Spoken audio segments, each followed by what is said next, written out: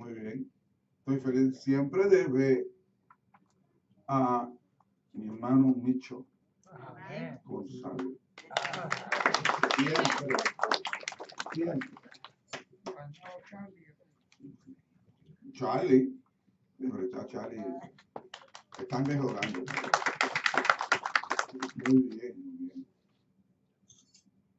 bien. Hoy tenemos a una persona especial, una pareja, vecinos de Dani y Ali, que se llama Joseph y Liz. Estén de pie, por favor. ¿De dónde son? ¿Qué pueblo? Preguntamos pueblo. ¿Qué pueblo? Ahí sí que dio duro el muchacho. Ahí ya buscó ese por ahí atrás. Muy bien, muy bien. Y Hugo, ya tu familia se fue, ¿verdad? Sí, ya se fue. Alguna bendición tenerlo aquí. Siempre. Le trajeron café más bueno, pastor. Sí. Sí, sí. No, nosotros sacamos café. Ya, vinieron aquí, yo no sé todo el mundo. De aquel que tomó ahí. Ese Lo probamos ya. Muy bien. Alma, siempre bueno verte. Okay. Ahora, otra cosa, te voy a decir otra cosa. Yo no sé qué día es hoy para las mujeres, pero hoy ha sido un día de nuevos peinados. Yo no me voy a enumerar, porque entonces excluyo los que no se hicieron el peinado nuevo. Y ahí es buscarse un problema de la proporción. Pero yo me pregunto, ¿qué es el día sierva de Jesucristo? Que lo veo con nuevos looks, casi todo. ¿Verdad, Carlos? Tú sabes, todo con nuevos looks. ¿Tú sabes? Yo digo, hay un día, Juan, ¿tú sabes que hay un día especial hoy de la mujer bautista? Hoy es día de la mujer latina. Oye, Muy bien. esa fiesta no la sabía. Muy bien, bien. Y hay dos o tres varoncitos que también están cortaditos, como Natanael, que lo veo todo. Y Luke y Alfredo también, ese nuevo look, tú sabes. Michael Stewart, tú sabes. Que venía a mi iglesia en Puerto Rico. Muy bien. Feliz, qué bueno verlos. Siempre estar y así, bueno. A Alfredo me gustan los zapatos que tiene. Algo más, qué bueno, qué bueno. Es que Dios, qué bueno tenerlos todos hoy. Y los que no han llegado, espero que lleguen para que el Señor disfrute con nosotros. Por tanto, ¿qué le decimos a Joseph y a Liz que están con nosotros hoy por primera vez? Bienvenidos. ¿Y qué más? Que vuelvan. Yo soy su pastor. Mira a mi esposa. Mira qué linda es. ¿Ok? Y aquí siempre va a haber un lugar para ustedes, ¿verdad, Leo? Amén. Amén. Vamos a estar de pie. Y vamos a demostrar nuestro amor y meditarnos sobre las parábolas de Jesús. Y yo invito a que busquen su Biblia. Salud, mami. El capítulo 17 del Evangelio de San Lucas. San Lucas, capítulo 17, versículos 7 a 10. A ver si voy por aquí. De nuevo, Lucas 17, del 7 hasta el 10. Voy a pedir que todos estén de pie, como señal de reverencia a la palabra de Jesús. Dice la palabra del Señor. ¿Quién de vosotros, teniendo un siervo que ara o apacienta ganado, al volver él del campo, luego le dice, pasa, siéntate a la mesa? No le dice más bien, prepárame la cena, cíñete y sírveme hasta que haya comido y bebido, y sírveme y después de esto, come y bebe tú. ¿Acaso da gracias al siervo porque hizo lo que había mandado? Pienso que no.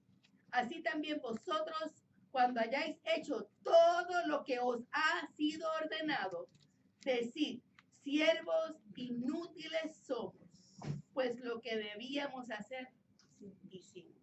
Amén. Palabra de Dios, se puede sentar. Esa última oración era siervos inútiles somos. Eso está fuerte. Eso está fuerte, pero voy a explicar que Jesús no nos está ofendiendo a nosotros.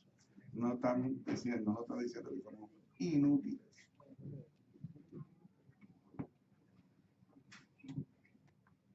Porque hay otra intención detrás.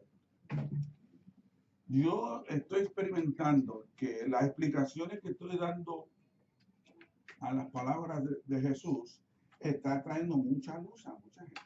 Amén. Porque en verdad no entienden la parábola. Y hay una razón de ser. Pero qué bueno que cuando se clarifican, dicen, wow, esto es tremendo. Bueno, esta parte que mi esposa leyó es la conclusión, querido hermano, de todo una discusión que comienza en el capítulo 15. En el capítulo 15, versículo 1, en la versión mía dice, todos los publicanos y los pecadores se acercaban a él para oírlo. Y los fariseos y los escribas murmuraban, diciendo, este recibe pecadores y come con ellos. Y todas estas discusiones es Jesús respondiéndole a los fariseos y los escribas porque él come con pecadores. Porque él, y es porque en aquel momento, si tú eres una figura famosa, eres la última Coca-Cola del desierto, Dani, tradúcele eso a Oliver. Eso es lo último, lo máximo, ¿ok? Pues tú no te juntas, yo sé que ella sabe esto, tú no te juntas con chusma, porque los pecadores y los publicanos eran vistos como chusma. Mientras Jesús es un rabino, tú sabes, lo más famoso que hay por ahí. Y entonces los fariseos y los saduceos le están diciendo a Jesús, mira Jesús, ¿qué tú haces andando con chusma? Yo me recuerdo una vez en Puerto Rico y yo me llevaba para arriba abajo un muchacho que tenía hasta problemas de adicción. Y un abogado licenciado se acerca a mí y dice, pastor, ¿qué tú haces con ese muchacho? Tú no puedes sacar nada de ese muchacho. O sea, que hay un dicho, el que tiene padrino, que y el que tiene pana. ¿Verdad? O sea, que la gente profesional pensaba que si tú querías avanzar, tú tenías que conectarte con ciertas personas. Inclusive yo a decir, ese muchacho no te puede pagar nada. Y dice, exacto, precisamente por eso lo hago. Porque esto me lo pagará Dios. Amén. Y todavía ese muchacho está cristiano. Casado. Casado que él, aquí, exitoso. Porque Dios nos llamó a buscar lo que está perdido. Por tanto, esa misma persona, después de 2000 años de Jesucristo, todavía la gente piensa así. Jesús hace una serie de discursos explicándole por qué la oveja perdida, la moneda perdida, el hijo pródigo, ¿verdad? Y entonces el mayordomo, infiel, Lázaro y rico, todo eso son temas de Jesús respondiendo, ¿sabes? Lázaro es rico, pues mira, yo le estoy predicando a estos pecadores y publicanos, porque estos son los Lázaros. Y allá los papeles van a cambiar, ¿sabes, fariseos? El pobre va a ser tú y el rico va a ser ellos. La cosa que ya estamos llegando a la conclusión. Y Jesús está bien preocupado por sus discípulos. Y él concluye este discurso, porque ya en el versículo 11, Jesús está caminando hacia Jerusalén. Pero en ese capítulo, la conclusión, él viene con esta parábola. Esta parábola solo aparece en el Evangelio de Lucas. No aparece en ningún otro lugar por lo complicado y lo difícil de este asunto. Y Jesús, después de haber dicho dos cosas anteriores a sus discípulos, uno es que si algún hermano te ofende 7 veces y te pide perdón 7 veces al día y te pide perdón, tú lo perdonas. Es una enseñanza que quiere enfatizar a sus seguidores. Mira, el ministerio, si algo podemos hacer, es decir, el ministerio nuestro como iglesia, es el ministerio del perdón. ¿Cuántos dicen amén? Yo oigo a estos famosos predicadores. Escuché esta mañana de un tipo que coge un pasaje fuera de contexto y diciendo Jesús se hizo pobre para que nosotros fuéramos ricos. Por eso aquí ningún cristiano puede ser pobre. Tienen que ser ricos. Estaba aludiendo al dinero. Yo lo miraba. El único lugar que tú puedes predicar eso es Estados Unidos. Porque la mayoría de los cristianos en el mundo son pobres. Pero Jesús tenía esa preocupación. Dice, espérate. Hay un peligro aquí en sirviendo al Señor. Hay un peligro. Y él comienza con 3 preguntas. Interesante, un gran maestro, usando un método de la mayéutica, que es yo aprendo a través de preguntas. Como profesor, yo hacía preguntas para provocarlo a pensar. Y Jesús, siendo el maestro por excelencia, comienza esta parte final con 3 preguntas.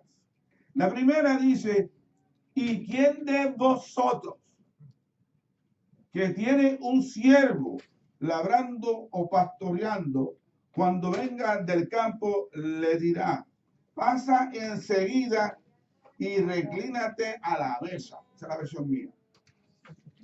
Aquí hay una cosa que hay que conocer, el concepto de siervo.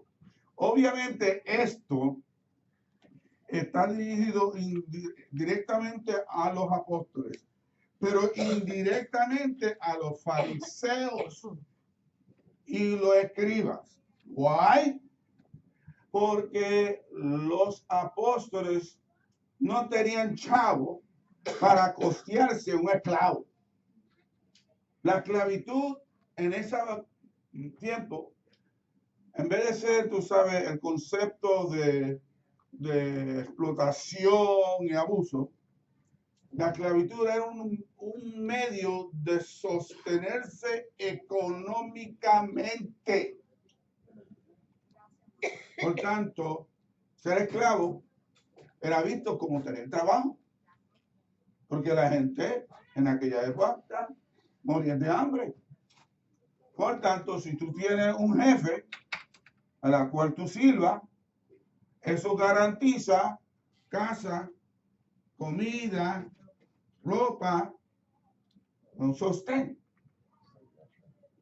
Y algún día, cuando yo tengo tiempo, le voy a explicar todos los niveles de esclavos que existían en el tiempo de Jesús. Pero este tipo de esclavo es lo que se llama el esclavo doméstico, el que es de la casa, que era casi tratado como familia. Porque cuando tú leas ya en el capítulo 5 y 6 del libro de Efesios, que dice, esposo, amar a vuestras esposas, esposa, Someteos a vuestro marido, palabra que odia a toda mujer. Tengo que trabajar con la nueva traducción, de alguna manera. Pero ya yo expliqué eso a los que venían al estudio bíblico, ¿verdad? Sí. Ok, muy bien. Hijos, ¿verdad? Someter a vuestros padres. Padres, no provócalos a ira, ¿verdad? Y luego abajo, esclavos. Yo creo que ya para nosotros el concepto nuestro es marido, esposa, hijos, pero no la familia romana. Por eso que Pablo lo incluye aquí en la lista de los roles de la gente dentro de la familia. Por tanto, era visto alta familia. Por tanto, le dice algo que es muy cultural, muy normal. No lo podían entender los apóstoles porque no tenían esclavos, pero conocían las nociones culturales de esa época. Y Jesús está usando algo muy común, un conocimiento conocido de ellos, de la práctica y de la cultura. Y dice, ¿cuál de ustedes teniendo un esclavo? Después que salga del trabajo, del campo, o cuidar ovejas, tú le dices, siéntate y descansa. Yo diría que ese sería un buen jefe. ¿Cuánto quisiera ser un jefe así? Ajá. Que tú vienes fajado y dices, mira, descansa, te trabajo mucho, ¿verdad? ¿Verdad? Eso ahora. Pero en aquella época, un jefe hacer eso era, no se podía mencionar, dice que, porque en esa época el esclavo era bivocacional, como muchos ministros y mucha gente que trabajan en la iglesia.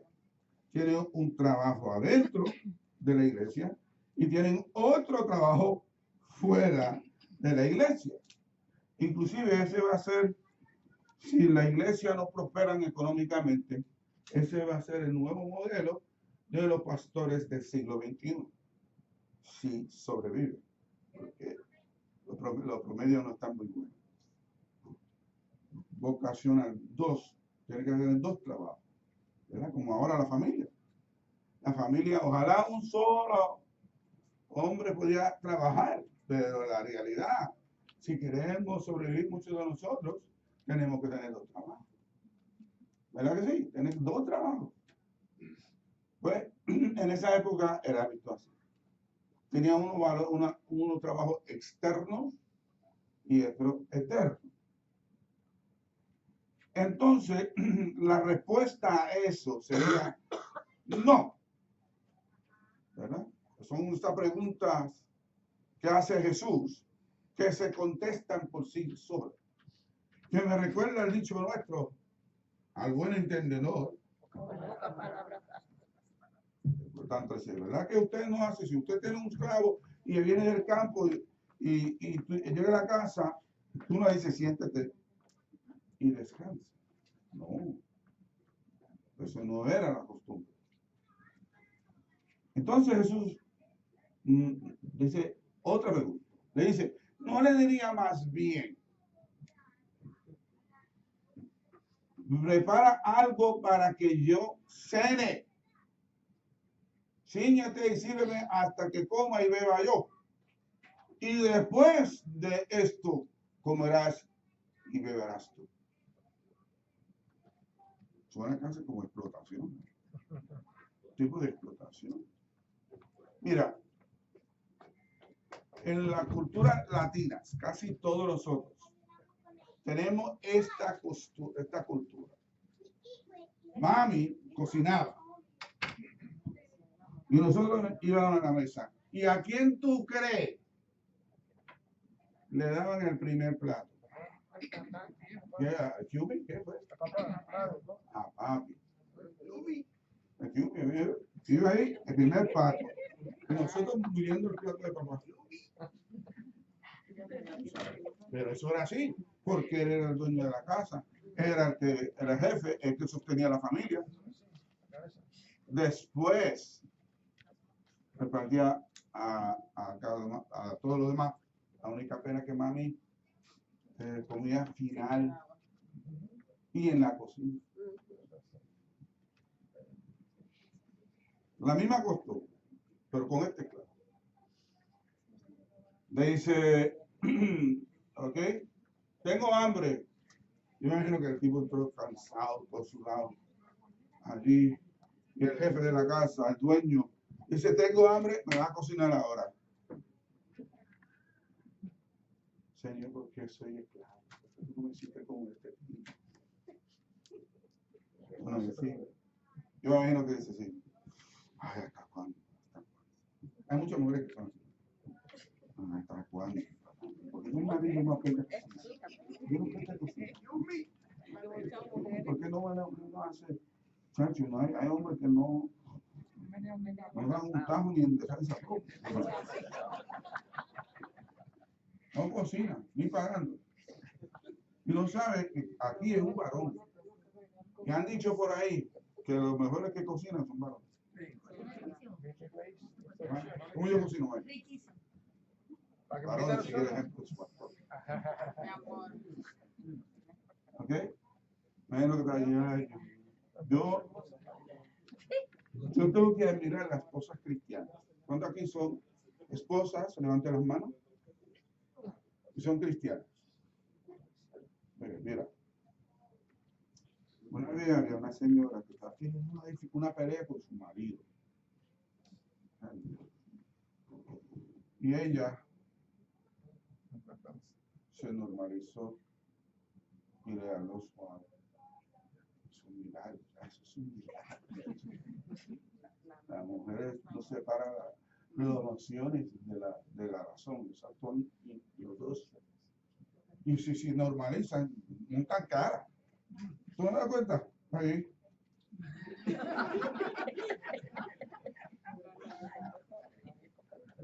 O se sorprenden, ¿ya? Es cuando uno dice un disparate que es frecuente. Los varones la tenemos de perder. Aceptan. Oye, yo quiero que todos los maridos se arrepientan.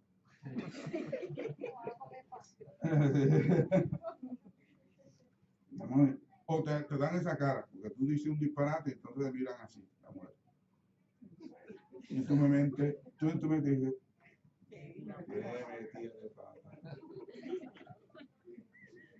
y esta mujer respondió milagrosamente, pasivamente. Y se vio y empezó a caminar, empezó a llorar. Estaba orando con el Señor y le dije, Padre, yo no hice esto por él, lo hice por ti. Pero no le peleó. Lo hice por ti, Dios. ¿Cuántas mujeres no se alejan de su marido? Diciendo, ante este sinvergüenza no se lo haga nada. Yo lo estoy tratando bien por ti. Cuando ve el marido para abajo, porque quería seguirlo. Y escuchó. Y el tipo lo miró. Él miró a la esposa. Y la esposa lo miró. Y él dijo, empezó a llorar,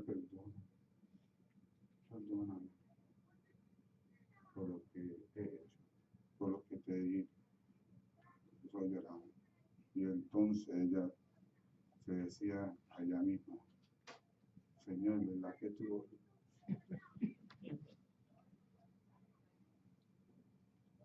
¿Cuántos saben que Dios la sabe? Carlos, no está bien. Sigue con Dios.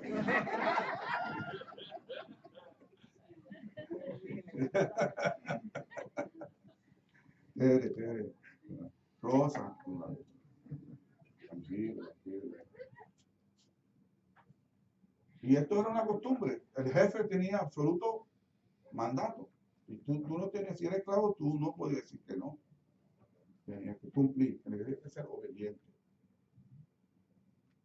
También en otro lugar, yo fui a un país y la gente que nos atendía era gente de dinero, convertido, pero tenían dinero. Y nos llevaron a un lugar y mi esposa estaba conmigo. Y fuimos y entramos, pero el chofer no podía entrar. Yo estaba como, el chofer no podía entrar. Porque el chofer es medio oscurito. Todavía sí existen esas cosas. Yo pasé por, como digo en Puerto Rico, por Rapapundán.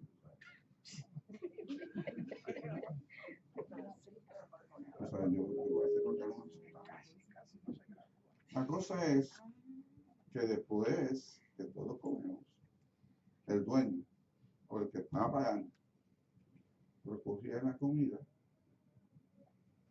la guardaba en un plato y lo sacaba para que pudiera comer. De las sobras, al chofer de las sobras. Yo no sé, eso está fuerte. Pero este siervo tenía que ser obediente. Yo me imagino que el chofer puso, sin bañarse todavía, puso a todo cocinar. Cuando dice ciñete, es un modismo, que después que te pones a cocinar, te vas y te bañas, y te pongas, te quita todo eso de encima, ¿verdad? Entonces, cuando regresa a la cocina, termina y me presenta la comida. Y después tú puedes comer. Lo peor que yo he aprendido es cocinar con hambre. ¿Cuántos aquí han tenido esa prueba? Cocinar con hambre. ¿Sabe por qué? Porque tú alguna vez, por el hambre, no permites que las cosas se cocinan bien.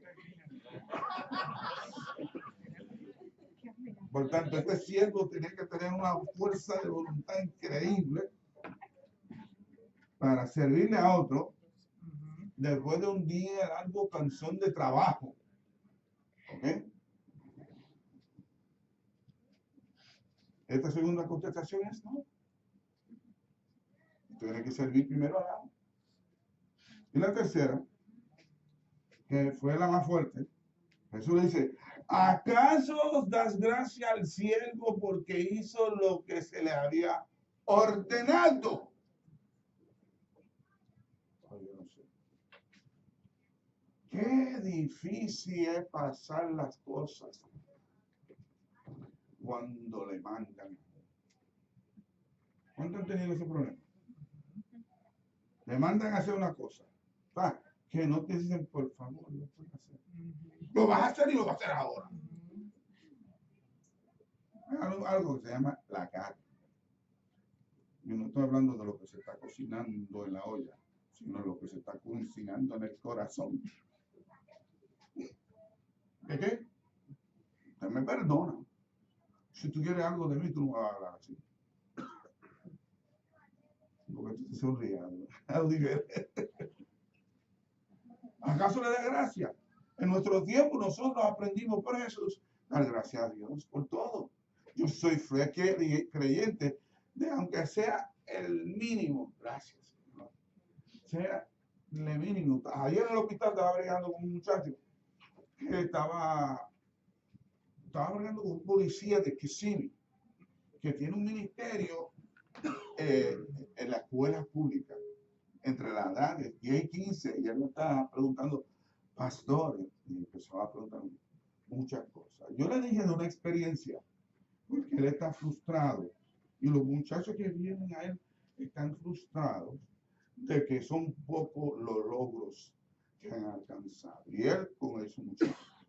Y yo le compartí una experiencia mía en Puerto Rico cuando me llamaron de que amputaron la piel de un hermano.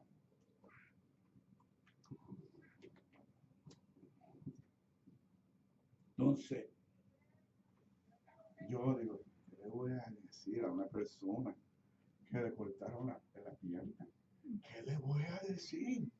Señor, buscando la Biblia, nada. ¿Sabes a veces que tú buscas la Biblia y no encuentras nada?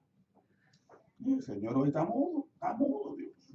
Y yo en el camino, Señor, ¿qué le digo? Le digo esto. Señor, ¿qué le digo? Llego al hospital, ¿para qué esto? Señor, ¿qué le digo? ¿Qué le digo? Señor, ¿qué le digo? ¿Qué le digo? Y sigo caminando, Señor, ¿qué le digo? Le digo, me entro en el elevador. ¿Y qué le digo, Señor? Y me estoy preparando, sonriendo, ¿sabes? Y estoy acercándome al cuarto. ¿Y qué le digo? ¿Qué le digo, Señor? Y de momento, como un rayo,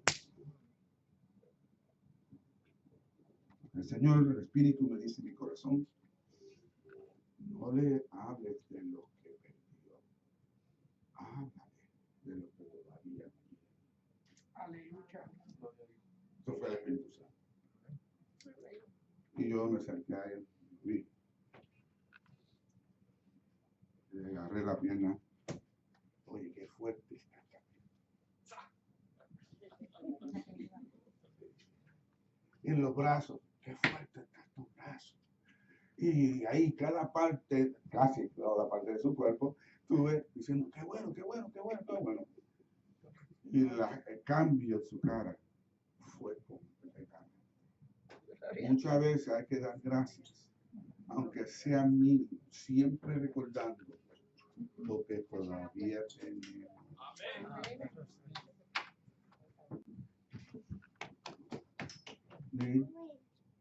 ¿Tú le das gracias?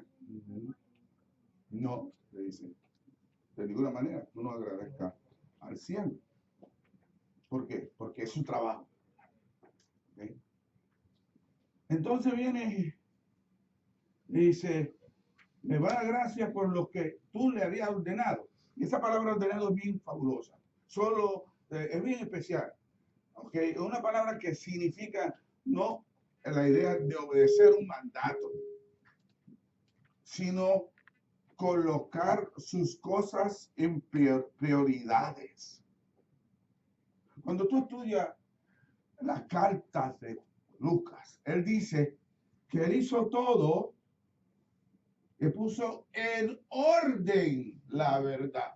Es un tema que corre por todo ese evangelio. Y esta palabra que Jesús está utilizando no solamente implica que Dios te ha mandado a un mandato, sino más lejos todavía. Mira, ponga tu casa en orden. Ya, y tú lo vemos claro. Él sale del campo, luego cocina, se baña, luego le lleva la comida a su amo y luego come. ¿Cuántos aquí saben que Dios es un Dios de orden? Amén. Que Dios es un orden. La primera vez que yo descubrí que Dios era un Dios de orden fue cuando leí Génesis capítulo 1. La primera imagen que Dios quiere que tengamos de Él es que es un Dios de orden.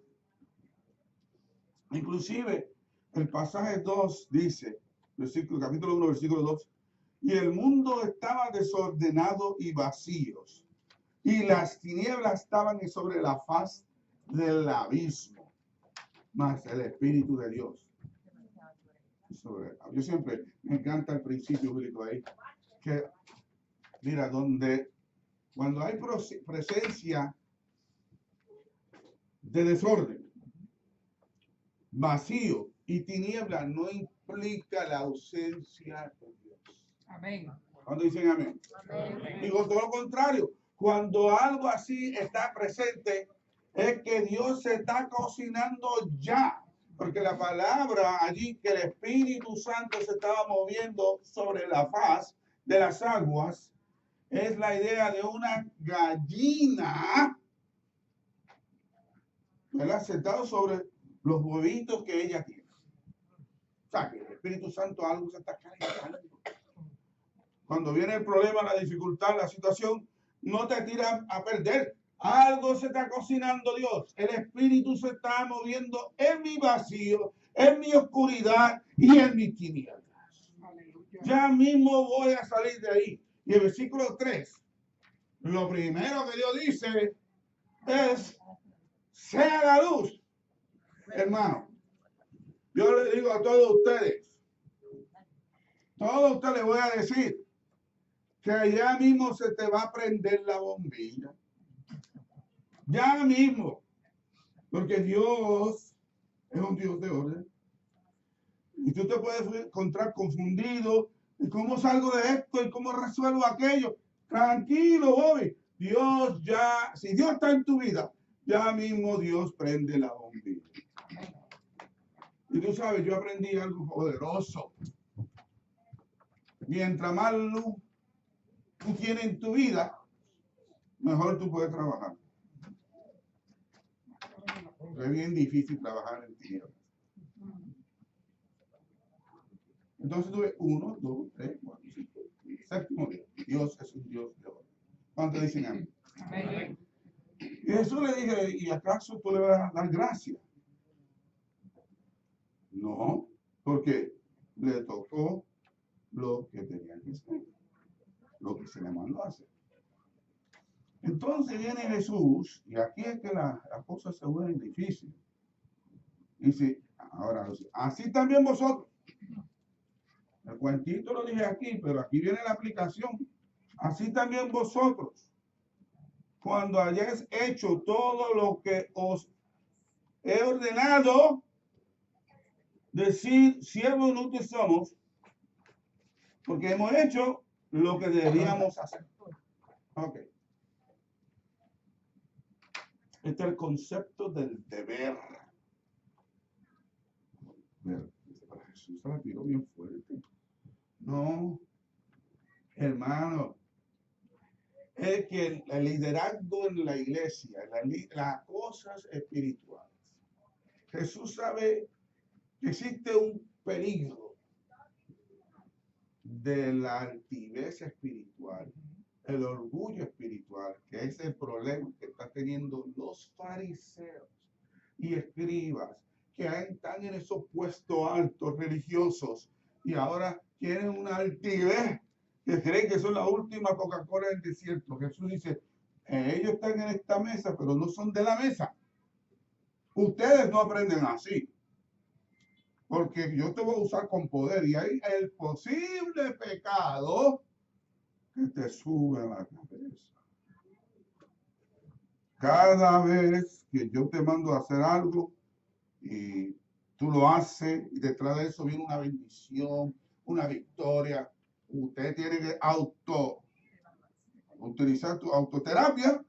Tú tienes, es bien importante la manera en que tú te vas a hablar a ti mismo si tú quieres que yo siga usándote desde esta mesa. Mira, siervo inútil eres. No es que eres inútil.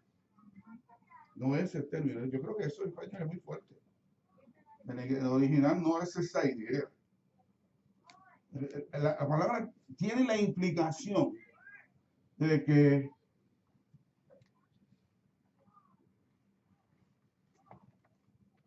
no cree que tú eres el cheche de la película. Porque yo te uso, pero el poder viene de mí. ¿Se recuerda cuando allá en el gran trono, el juicio final, y Jesús miró a los que estaban a la izquierda y le dijo, no, le vinieron y le dijeron, Señor, en tu nombre profetizamos. En tu nombre echamos fuera demonios. Y en tu nombre hicimos milagros. ¿Y qué le dice el Señor? Tremendo. Una barrera espiritual que no me deja cruzar al otro lado. Me siento como Lázaro y el rico. No puedo llegar hasta ahí. ¿Y qué dice el Señor? El Señor se mira y le dice, apartaos de mí, hacedores de iniquidad, que yo nunca los conocí. Yo puse a pensar, espérate. Wow, pero esta gente profetizaron. Echaron fuera demonios, hicieron milagros. Y entonces una vocecita, ¿cuánto conocen esa vocecita del Espíritu Santo? Que apenas se notan, pero sabe cómo hablar. Y es todo pues esto. Y escuché esa voz en mi corazón que decía que ellos estaban atribuyendo milagros que yo he hecho. ¿Quién es el que echa fuera de demonios? Jesús. ¿Quién es el que sana? Jesús. Por tanto, mantente bajito, siervos inútiles somos, que solo hacemos lo que anda.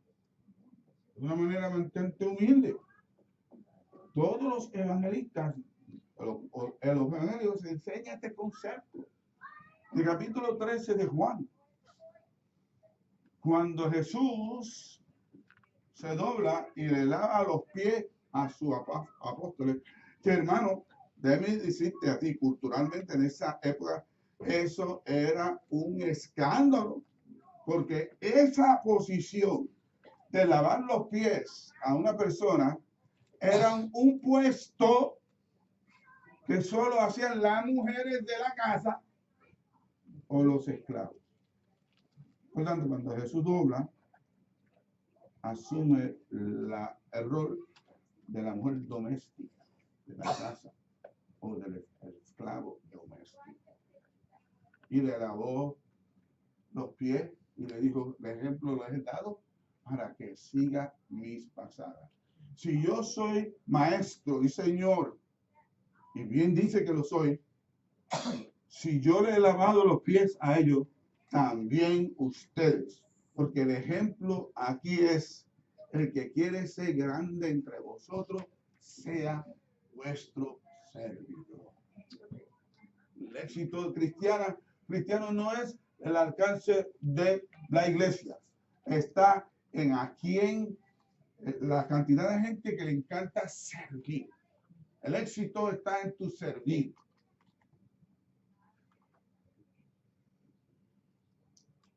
Y por eso Jesús le dice, cuando yo te uso, tú te vas a decir aquí mismo, cielo, inútiles somos, porque hemos hecho lo que debía de hacer. Cada persona aquí tiene un llamado y un rol en la cual Dios te va a pedir que haga. Y no te va a decir gracias.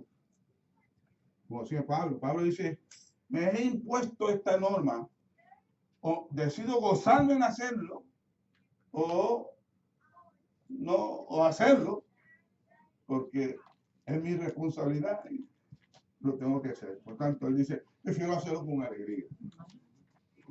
Hay una responsabilidad que no se puede hacer, no se pueden delegar. No se puede. Y a esta iglesia yo le voy a decir una cosa, como pastor. Yo estoy esperando un montón de gente que venga aquí a ayudar y chévere. Pero si en el camino tú quieres renunciar, esto es lo primero que tú vas a hacer. Primero, renuncie a ti. Y luego me dice que te dijo. ¿Me escucharon? Renuncia a Dios. Del Señor, renuncié a este ministerio. Señor, yo renuncié a esto. Y después me dice, yo digo, si Dios te lo aprobó. Si algo inútil es. Por tanto, esta conclusión de Jesús en este discurso es, mira, ahora yo te voy a usar a ti, tú vas a ser usado con milagros, poder, cosas con todos los discípulos, va a ser algo extraordinario, pero no cae en el problema de estos fariseos que se leyeron la última Coca-Cola en el desierto y por eso me están preguntando por qué yo estoy andando con gente chusma. El que sirve a Cristo ministra también a chusma. O sea, para entenderlo claro. Al necesitado y mantente tranquilo. Tú sabes cuál es una de las cosas que yo más agradezco a Dios.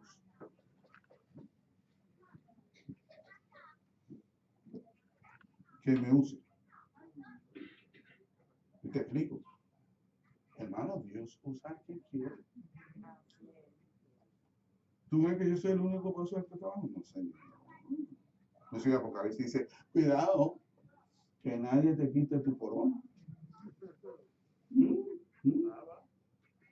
Pero yo vivo agradecido. Señor, gracias. Que tú has decidido utilizarme a mí, de la cual estoy agradecido. Podría usar a cualquier otra persona, porque tú eres Dios, tú eres todopoderoso. Yo vivo agradecido, porque siervo inútil soy, porque solo hago lo que tú me mandas.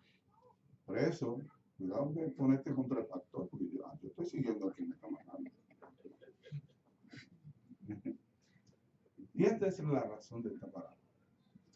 Cuidado de no caer en los pecados, de la arrogancia o los poderes que puede venir tener este ministerio ante tu mismo.